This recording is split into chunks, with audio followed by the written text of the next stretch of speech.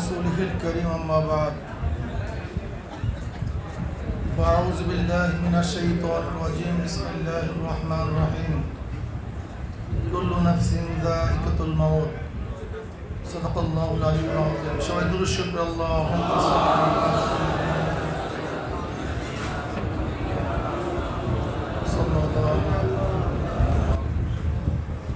আপনারা জানেন হযরত মাওলানা আব্দুর রাজ্জাক সাহেব রহমাতুল্লাহ আলাইহি কিছুদিন আগে দুনিয়ার থেকে বিদায় হয়ে গেছেন। আমরা ভাবতেও পারি নাই এই সময় তিনি বিদায় হয়ে যাবেন। আসলে ব্যাপারটা এরকমই হয় যে মানুষ যা চিন্তাও করে না তা ঘটে যায়, আর মানুষ যা চিন্তা করে তা ঘটে না।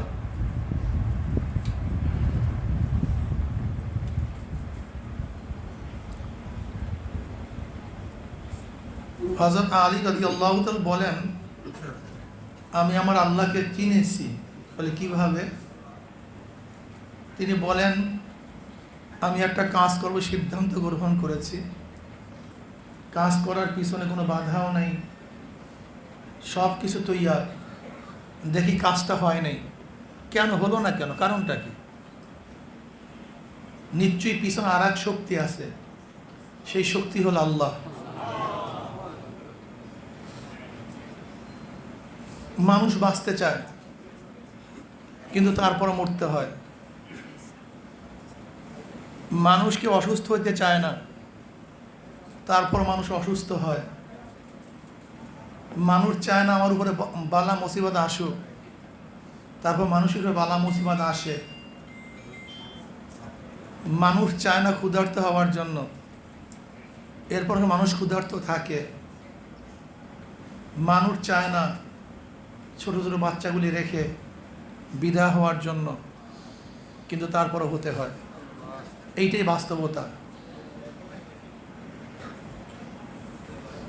আপনাকে আমাকেও দুনিয়ার থেকে বিদায় হতেই হবে, এ ব্যাপারে কার কোনো দ্বিমত নেই।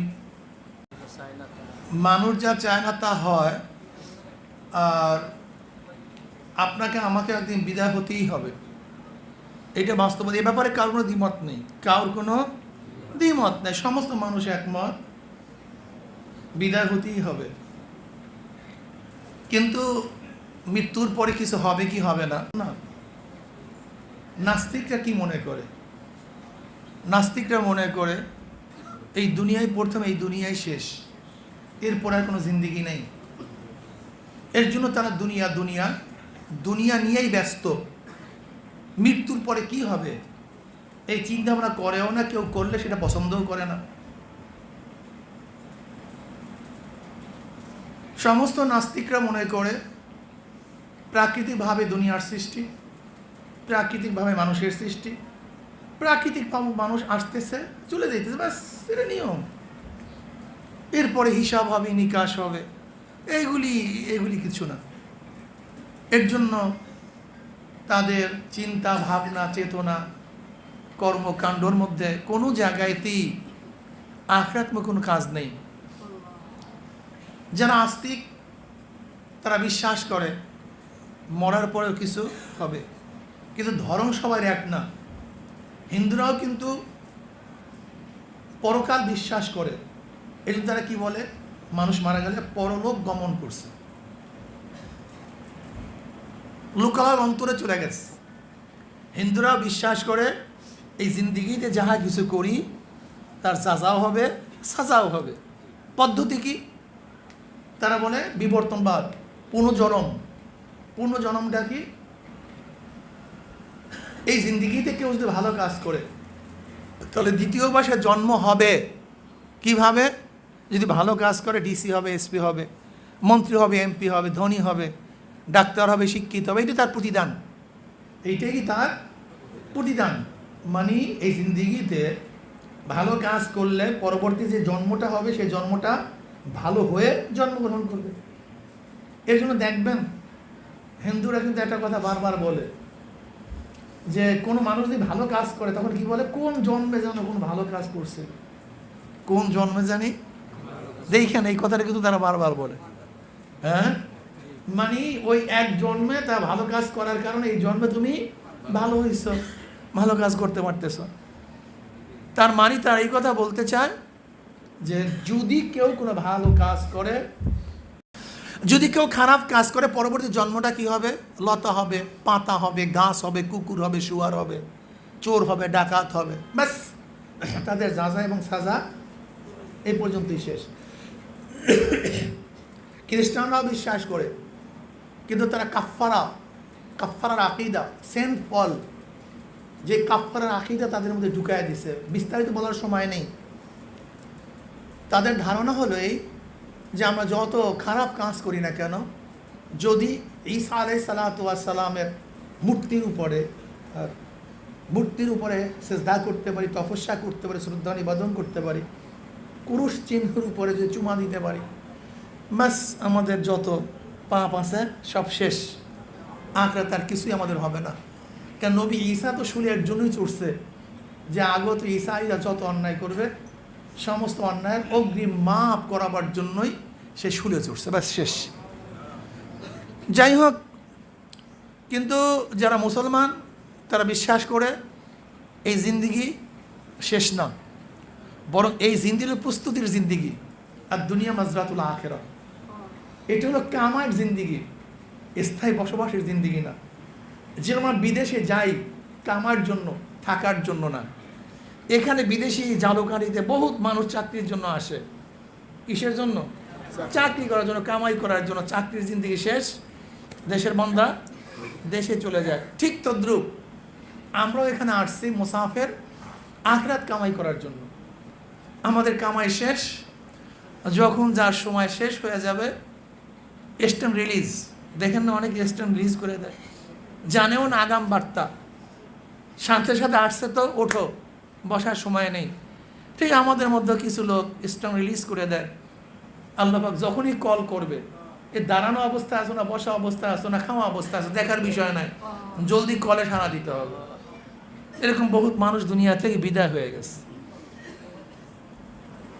আমরাও বিদায়ের পথে, কিন্তু আপনাকে মনে রাখতে হবে যা কিছু করি, ওয়া আন্না আমালা বানি আদম ক্বালাহু ইউজান, বনি আদম যা কথা বলে, যা কিছু করে, ইউজান কি করা হবে? সব ওজন করা হবে, সব ওজন করা হবে। যা বলি, যা করি, যা বলেন, যা বলি, যা কাজে শুধু কথা বলি না, মনে চায় তো বকতে আসেন, বক বক বক বক করতে আসেন, বেহুদা কথা বলতেছেন না। যা বলি, যা করি, ছোট হোক বড় হোক, ছোট হোক, যা করি, যা বলি, ইউজান, কিয়ামতের ময়দানে সব ওজন করা হবে। যদি এই চিন্তা কার মাথার মধ্যে থাকে, তো অবস্থাটা কি বলেন তো? কারণ মাথার মধ্যে চিন্তা থাকলে অবস্থা কি বলেন তো? এর জন্য মোমেন কথা বলার আগে চিন্তা করে আমি কি বলতেছি। মোমেন কাজ করার আগে, কদম বাড়াবার আগে, হাত বাড়াবার আগে, চক্ষু খোলার আগে মোমেন চিন্তা করে আমি কি করতেছি। ওজন করা হবে, ওজন করা হবে। যা করি, যা বলি, ওজন করা হবে। فأما من ثقلت موازينه فهو في عيشة راضية, যদি নেকের পাল্লা ওজন হয়ে যায়, জান্নাত, জান্নাতের ফয়সালা। ও আম্মা মান খাফফাত মাওয়াজিনুহু ফাউম্মুহু হাবিয়া, যদি নেকের পাল্লা হালকা হয়ে যায় তাহলে হাবিয়া, জাহান্নাম। খুব কঠিন অবস্থা। এর জন্য প্রত্যেকটা মুমিনকে কথা বলার আগে চিন্তা করতে হবে। খবরদার, মুখ খুব মারাত্মক, এই জবান খুব মারাত্মক। এই জবান দিয়ে শত্রুকে আপন করা যায়, আর এই জবান দিয়ে বন্ধুকে শত্রু করা যায়। এই জবান নাড়াবার আগে চিন্তা করবেন। যারা চরমরায়ের সাথে আসেন, ইচ্ছা করলেই কাউকে গালি দেওয়া যাবে না। কওলুল লাইয়িন, নরম নরম কথা বলতে হবে, যৌক্তিক কথা বলতে হবে, তাত্ত্বিক বিশ্লেষণ দিতে হবে। এইভাবে কথা বলবো যেন মানুষ আমার দিকে আকৃষ্ট হয়। মহাব্বতের সাথে কথা বলতে হবে। হ্যাঁ, কোরআনের মধ্যে আল্লাহ পাক রব্বুল আলামিন কাউকে ধমকি দিয়েও কথা বলছেন, সেটা ভিন্ন ব্যাপার। আবার কাউকে যুক্তি দিয়েও কথা বলছেন। এর জন্য কোরআনের মধ্যে যেইভাবে দাওয়াত দেওয়ার নিয়ম, যুক্তিও থাকতে হবে, সুন্দর সুন্দর কথাও থাকতে হবে। উদউ ইলা সাবিলি রাব্বিকা বিল হিকমাতি ওয়াল মাউইজাতিল হাসানা ওয়াজাদিলহুম বিল্লাতি হিয়া আহসান। এইভাবে সুন্দর সুন্দর কথা বলে মানুষকে দাওয়াত দিতে হবে। একজনকে শুধু গালি দিয়েন না, গালি দেওয়া মুসলমানের কাজ না, ব্যথা দেওয়া মুসলমানের কাজ না। এর জন্য আমাদেরকে এমনভাবে কথা বলতে হবে যেন মানুষ আপনার প্রতি আকৃষ্ট হয়ে আপনার দাওয়াত শুনে কথা বোঝেন না। এই জন্য খুব সুন্দর মতো আমরা দাওয়াত দেব। আমাদের কাজ কদম বাড়াবার আগে চিন্তা করব, কোথায় বাড়াইতেছি কদমটা, হিসাব দিতে হবে। আমার কদমটা কোথায় চালাইতেছি, হিসাব দিতে হবে। আমি কোন মিছিলে আমি জবান খরচ করতে আসি, কোন মিছিলে জবান খরচ করতেছি, কার মিছিলে জবান খরচ করতেছি, কার পক্ষে স্লোগান দিতে আসি। না, ওজন করা হবে না। হ্যাঁ, এত সহজ। যতগুলি কদম মারছেন যেই মিছিলে, প্রত্যেকটা কদমের ওজন করা হবে, প্রত্যেকটা কদমের ওজন করা হবে। ভাবিয়েন না, ভাবিয়েন না আমি বাঁচিয়ে গেলাম, এই চিন্তাও করিয়েন না। খুব মারাত্মক, খুব মারাত্মক। এর জন্য মুমিনের প্রত্যেকের উচিত ঘুম থেকে ওঠার পরে ঘুমাবার আগ পর্যন্ত প্রত্যেকটা কথা এবং প্রত্যেকটা কাজ শরিয়া সম্মত হওয়া চাই। আর যখন ঘুমাতে যাব তখন চিন্তা করা আছে আজকে কি কি ভালো কাজ করছি, কি কি অন্যায় কাজ করছি, একটু একটু চিন্তা করা উচিত। ফিকির কি করা উচিত ভাই? আমার মাথার মধ্যে থাকে ফিকির, বলেন মাথায়, জবানে জিকির, কলবে শুকর, অঙ্গ প্রত্যঙ্গ সবর, সবর থাকতে হবে অঙ্গ প্রত্যঙ্গে। ইচ্ছা হলি কিছু হলি আঘাত না করি, ইচ্ছা হলি জবান না চালাই, ইচ্ছা হলি আমার চক্ষু না মেলি, ইচ্ছা হলে কদম না বাড়াই। সবর এখতিয়ার করো। কলবের মধ্যে সবসময় শুকুর, আমার মনে কত নিয়ামত দান করছেন। চোখের নিয়ামত, কানের নিয়ামত, নাকের নিয়ামত, জবানের নিয়ামত, শ্বাসের নিয়ামত। তুমি কি দেখো নাই? এই বছর করো নাই? যার শ্বাসকষ্ট, কত অক্সিজেন ব্যবহার করতে হয়েছে, কত টাকার প্রয়োজন হয়েছে, অক্সিজেন পাওয়া যায় নাই, অক্সিজেন অভাবে মানুষ মারা গেছে, ঠিক না? কিন্তু আল্লাহ ফ্রি অক্সিজেন ঢুকাইতেছেন। শুকর আদায় করিও। কত মানুষ জবান চালাতে পারে না, কথা বলতে পারে না, আল্লাহ তোমাকে আমাকে কথা বলার তৌফিক দান করছে। এই যে দেখছেন এখন আপনার ডেঙ্গু জ্বর, ডেঙ্গু জ্বরের অবস্থা কি? রক্তের সাদা অংশ কমে যায়, নিচে নেমে যায়, শেষ। আমাদের আব্দুর রাজ্জাক রহমতুল্লাহ আলাইহি যেই জ্বর ইন্তেকাল করেছেন, ডেঙ্গু জ্বর, খুব কঠিন। অথচ আল্লাহ পাক রব্বুল আলামিন তার কুদরতে আমাদের সেই সাদা অংশকে ঠিক রাখছেন। ইচ্ছা করে কমাই দিতে পারেন, শেষ, মানুষ মারা যাবে।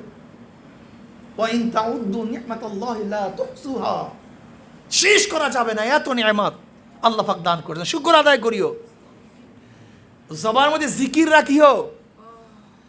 যদি ফিকিরের মধ্যে জিকিরের রস না দাও, জিকিরের মধ্যে, ফিকিরের মধ্যে জিকিরের রস না দাও, ওই ফিকির তোমাকে নাস্তিক বানায়া দেবে, ওই ফিকির তোমাকে বেঈমান বানায়া দেবে, ওই ফিকির তোমাকে জিন্দিক বানায়া দিবে, ওই ফিকির তোমাকে বিদআতি বানায়া দেবে, ওই ফিকির তোমাকে কুপথে চলতে বাধ্য করবে। যদি ফিকিরের মধ্যে জিকির না থাকে, ফিকিরের মধ্যে জিকির না থাকে, এর জন্য সব সময় জবানের জিকিরের রসের দ্বারা তোমার মাথার চিন্তাকে ভিজায় রাখিও। যদি তোমার ফিকিরের মধ্যে জিকির না থাকে, তাহলে তোমার ফিকির তোমাকে নাস্তিক বানায় দেবে, তোমাকে আওয়ামী লীগ বানায় দেবে, তোমাকে বিএনপি বানায় দেবে, তোমার ফিকির তোমাকে জাতীয় পার্টি বানায় দেবে, তোমার ফিকির তোমাকে বামপন্থী বানায় দেবে। আমিও তো চিন্তা করি, যারা বামপন্থী দল করে তারাও তো চিন্তা করে, তারাও তো দেশ ডেভেলপ করার জন্য চিন্তা করে, কিন্তু ওদের ফিকিরের মধ্যে জিকির নেই, ফিকিরের মধ্যে কি নাই? এই ফিকিরের মধ্যে জিকির না থাকার কারণে তাদেরকে সুপথে চালাতে পারছে না তার চিন্তা। প্রত্যেকটা মানুষ তো চিন্তা করে, কিন্তু যে চিন্তার মধ্যে জিকিরের রস নাই সেই চিন্তা বিপদগামী। সেই চিন্তা আপনাকে বিপদগামী করবেই, করতে বাধ্য। এর জন্য কি করতে হবে ভাই? জিকিরের রসের দ্বারা ফিকিরকে সবসময় ভিজিয়ে রাখতে হবে, তরুতাজা রাখতে হবে সব সময়। এর জন্য বেশি বেশি জিকির, বেশি বেশি জিকির করতে হবে, ঠিক না? আমাদের শায়খ মুর্শিদ আল্লাহু মারকাদাহ আমাদেরকে যেইভাবে তালিম, যেইভাবে নসিহত করেছেন, তালিম দিয়েছেন, পথ প্রদর্শন করেছেন, আমি বিশ্বাস করি যে এইভাবে আমরা চলতে পারি। এখানে আছে ফিকির। আব্বাজান বারবার এই বয়ান করতেন, তাফাক্কুর সাআতান ফি খালকিল্লাহি খায়রুম মিন ইবাদাতি সিত্তিনা ওয়া ফি রাওয়ায়াতি সাবঈনা ওয়া ফি রাওয়ায়াতি সামানিনা সানা। কিছু সময় যদি চিন্তা করা হয়, এক রাওয়ায়াতের মধ্যে আসছে 60 বছর নফল ইবাদত করলে যে সওয়াব, 70 বছর নফল ইবাদত করলে যে সওয়াব, অন্য রাওয়ায়াতের মধ্যে 80 বছর নফল ইবাদত করলে যে সওয়াব, কিছুক্ষণ চিন্তা করলে, ভালো চিন্তা করলে আল্লাহ পাক তার চেয়ে বেশি সওয়াব দিয়ে দেবেন। ফিকিরাতু দামি আল্লাযীনা ইয়াতাফাক্কারুনা ফি খালকিস সামাওয়াতি ওয়াল আরদ রব্বানা মা খালাকতা হাযা বাতিলান সুবহানাকা ফাকিনা আযাবান নার। ফিকির সবসময় দামি। ফিকির করিও। ছাত্র আন্দোলন ফিকির করবে, আমার ওয়ার্ডের মধ্যে কিভাবে ছাত্র আন্দোলন প্রতিষ্ঠা করা যায়, ওই প্রতিষ্ঠানে কিভাবে ছাত্র আন্দোলনকে শক্তিশালী করা যায়, মুজাহিদ কমিটি চিন্তা করবে, তাদের কর্মসূচি কীভাবে বাস্তবায়ন করা যায়, ইসলামী আন্দোলন সেইভাবে কাজ করবে। প্রত্যেকটা মোমেন চিন্তা করবে, প্রত্যেকটা মোমেন চিন্তা করবে আর এক ভাইকে কিভাবে দিনদার বানানো যায়। প্রত্যেকটা মোমেনের মাথার মধ্যে চিন্তা থাকতে হবে, দরদ থাকতে হবে, উম্মতের ব্যথা অনুভব করতে হবে। তোমার বাচ্চা, তোমার ভাই যদি বিপদগামী হয়, তার জন্য তোমার মাথার মধ্যে চিন্তা আসে। তোমার ছেলে যদি বিপদগামী হয়, তার জন্য তোমার চিন্তা হয়। লেকিন আজকে আল্লাহর নবীর উম্মত বিপদগামী হয়ে যাইতেছে, আল্লাহর বান্দারা বিপদগামী হয়ে যাইতেছে। আজকে খোদাদ্রোহীরা সমস্ত দুনিয়া দখল করতেছে। এই খোদাদ্রোহীদের থেকে এই দেশকে বাঁচাবার জন্য, মুহাম্মদকে বাঁচাবার জন্য, আল্লাহকে বাঁচাবার জন্য, ইসলামকে টিকিয়ে রাখার জন্য যদি তোমার মনের মধ্যে ব্যথা অনুভব না হয়, তুমি সত্যিকার মুমিন হতে পারো না। এক মুমিনের দরদ যদি তোমার মধ্যে না আসে, তুমি সত্যিকার মুমিন হতে পারো না। আল মুমিনু কারাজুলিন ওয়াহিদ ইন ইশতাকা আইনুহু ইশতাকা কুল্লু ওয়া ইন ইশতাকা রাসু ইশতাকা কুল্লু। গোটা দুনিয়ার মুমিন একটা ব্যক্তির মতো। যেমন এক মানুষের চোখের মধ্যে ব্যথা হলে গোটা শরীরটাই অসুস্থ হয়ে যায়, মাথার মধ্যে দরদ হলে গোটা শরীরটাই ভেঙে যায়, ঠিক গোটা দুনিয়ার মধ্যে কোনো এক জায়গায় যদি একজন মুমিন অসুস্থ হয়, ব্যথিত হয়, তার ব্যথায় যদি তুমি ব্যথিত না হও, তাহলে তুমি মুমিন হতে পারো না। ফিকির থাকতে হবে, উম্মত নিয়ে চিন্তা করতে হবে। শুধু গালি দিও না বেনমাজিকে, শুধু মদখোরকে গালি দিও না, গাঁজাখোরকে শুধু ঘৃণা করিও না, বদ্দিনদেরকে শুধু ঘৃণা করিও না, বরং তাদের প্রতি দরদ রাখো, তাদের কাছে দরদ নিয়ে যাও। আর মসজিদে সিজদায় পড়িয়া দোয়া করো, মাওলা হে প্রত্যেকটা মানুষের কলব ফাড়িয়া ফাড়িয়া হেদায়েত ঢুকায়া দাও, প্রত্যেকটা মানুষের কলব ফাড়িয়া হেদায়েত ঢুকায়া দাও। এই দোয়া করো, দরদ নিয়ে আসো। শুধু শুধু ঘৃণাই করছো, দরদ নাই, চোখে পানি নাই, উম্মতের জন্য ফিকির নাই হেদায়েতের, ব্যাস আর নাজাত পেয়ে গেছো। সরদার দো আলম আলাইহিস সালাতু উম্মতে ফিকিরে কত কান্নাকাটি করছেন, কত সাধনা করছেন, কত চিন্তা করছেন। আজকে তার উম্মত আমরা, অথচ আমাদের মধ্যে ফিকির নেই। আমি আমার ভাইকে কিভাবে দাওয়াত দিয়ে মসজিদে ঢুকাবো, কিভাবে দিনদার বানাবো, কিভাবে আল্লাহওয়ালা বানাবো, এই ফিকির তোমার মধ্যে আমার মধ্যে নাই। কিন্তু আব্বাজান দাদাজান রহমাতুল্লাহ আলাইহি কি বলছেন? চরমনায় কোনো মুজাহিদ একা থাকতে পারে না। চরমনায় কোনো মুজাহিদ, দেখছেন কত সুন্দর রসুল, কত সুন্দর কথা। চরমনায় মুজাহিদ একা থাকতে পারে না, তারা হলো বন্য ঘুঘু, ধরে পালা ঘুঘু। যেরকম চরমনায় মুজাহিদ হলো পালা ঘুঘু, একটা পালা ঘুঘুর দ্বারা হাজারো বন্য ঘুঘু ধরা যায়, শিকার করা যায়। ঠিক একজন চরমনায় মুজাহিদ দ্বারা হাজারো বদ্দিনদেরকে যারা দিনদার না, নামাজি না, রোজাদার না, আল্লাহকে চিনে না, আল্লাহ আল্লাহ রসুল অনুযায়ী চলে না, এরকম একজন চরমানে মুজাহিদের দ্বারা হাজারো বন্য গুনাহগার আলহামদুলিল্লাহ তার নেককার হয়ে গেছে, আরো বেনামাজি নামাজি হয়ে গেছে। কি কথা ঠিক না ভাই? ফিকির থাকতে হবে, আর জমানে কি থাকতে হবে? জিকির। জিকিরের রস দিয়া ফিকিরকে ভিজাইয়া রাখো, তাহলে দেখবা তোমার কলমের মধ্যে শুকুর চলে আসছে। তোমার কলমের মধ্যে কি চলে আসছে? শুকুর চলে আসছে, শুকুর। আর যখন শুকুর চলে আসবে তখন তোমাদের সবর চলে আসবে।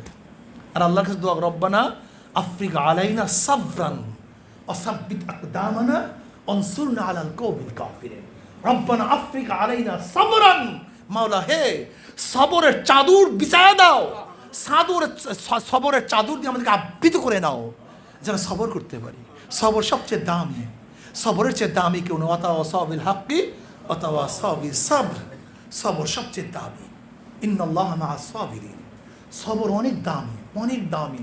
সবর করি ভাই। দাওয়াত দিতে যাবা, কটুক্তি করবে, কে নিয়ে আসছো? হাত পাকে নিয়ে আসছো, এ তো আওয়ামী লীগের দালাল, এরা তো চোর, এরা তো টাকা খায়, এরা তো এইটা, এরা তো সেইটা, হাজারো বদনাম তোমাদেরকে করবে, কিন্তু খবরদার সবর ইখতিয়ার করো। ইন্নাল্লাহ মাআস সাবিরিন, আল্লাহ ওয়াদা করছেন আমি সবরকারীদের সাথে আছি। আমি কাদের সাথে আছি? বাস, সবর সবচেয়ে দামি, সবর। কাজী মাথায় ফিকির থাকবে, জবানে জিকির থাকবে, আর কলবে শুকুর থাকবে। আর শুকুর, সবর, শুকুর এবং জিকির আর ফিকির যখন আসবে তখন অঙ্গ প্রত্যঙ্গ এমনিতেই সবর চলে আসবে। আল্লাহ আমাকে এবং আমাদের সবাইকে কবুল করে। যাই হোক, আমাদের কথা এবং কাজকে কি করা হবে ভাই? ওজন করা হবে। ভুলে গেছি আমরা, কি করা হবে? কি করা হবে? কাজী একজন ক্ষুধাদ্রোহী যেইভাবে কথা বলবে আপনি সেইভাবে কথা বলতে পারবেন না। একজন ক্ষুধাদ্রোহী যেই পথে হাঁটবে আপনি সেইভাবে হাঁটতে, যদি ওই জায়গায় অনেক দুনিয়ার লাভ হোক না কেন, ওই পথে হাঁটলে গাঠি ভরা টাকা আমার পকেটে আসবে। একটু 2 নম্বর মালকে 1 নম্বর বললে এত টাকার মালিক হয়ে যাব। একটু দুনিয়ার ক্ষমতাসীনদের হাঁটলে আমি এমপি হয়ে যাব, চেয়ারম্যান হয়ে যাব, আমি ধনী হয়ে যাব, আমি বড় কন্ট্রাক্টর হয়ে যাব, আমি এলাকার গুন্ডা হয়ে যাব।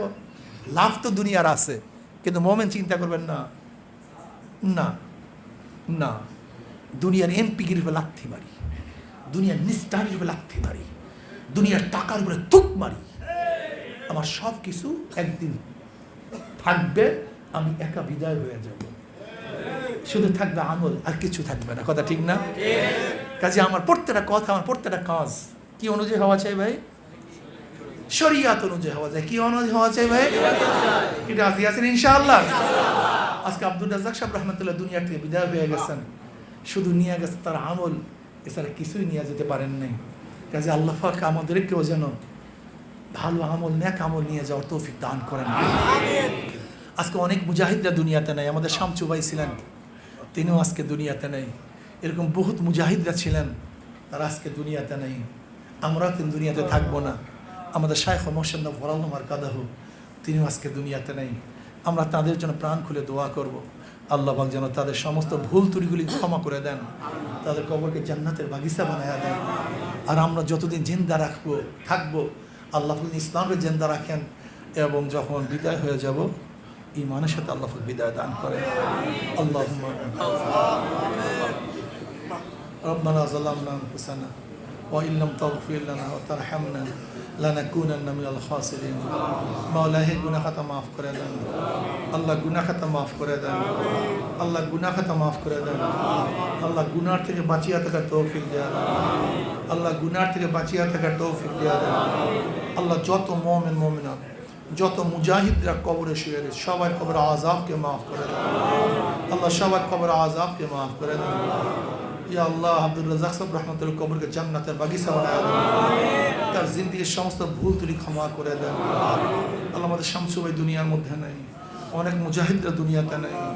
আল্লাহ যারা দুনিয়াতে বিদায় হয়ে গেছে তাদের কবর আযাবকে মাফ করে দেন, তাদের কবরকে জান্নাতের বাগিচা বানায় দেন। ইয়া আল্লাহ খাস করে আমাদের শায়খ মোর্শেদের কবরকে জান্নাতের বাগিচা বানায় দেন। আল্লাহ কায়েশা হুজুর নেই, গোটা দুনিয়ার যত মুমিন মুত্তাকিন যে যেখানে শুয়ে আছে সবার কবর আযাবকে আপনি মাফ করে দেন আল্লাহ। এই মাদ্রাসাকে আপনি কবুল করে নেন আল্লাহ। আমাদের আলামিনের সন্তান অসুস্থ, আপনি পরিপূর্ণ শেফায়ে কামিলা আজাল নসিব করেন আল্লাহ। যারা অসুস্থ পরিপূর্ণ শেফায়ে কামিলা আজাল নসিব করেন। আপনার জমিনে আপনার হুকুমত ইসলাম হুকুমত কায়েম করে দেন। ইসলাম হুকুমতের জন্য সাহাবায়ে কিরামদের নমুনায় সহিভাবে জাদ্দোজাহাদ করার তৌফিক দিয়ে দেন। রব্বিরহামহুমা কামা রাব্বায়ানি সগীরা। সুবহান রাব্বিকা রাব্বিল ইজ্জাতি আম্মা ইয়াসিফুন ওয়া সালামুন আলাল মুরসালিন। আলহামদুলিল্লাহ।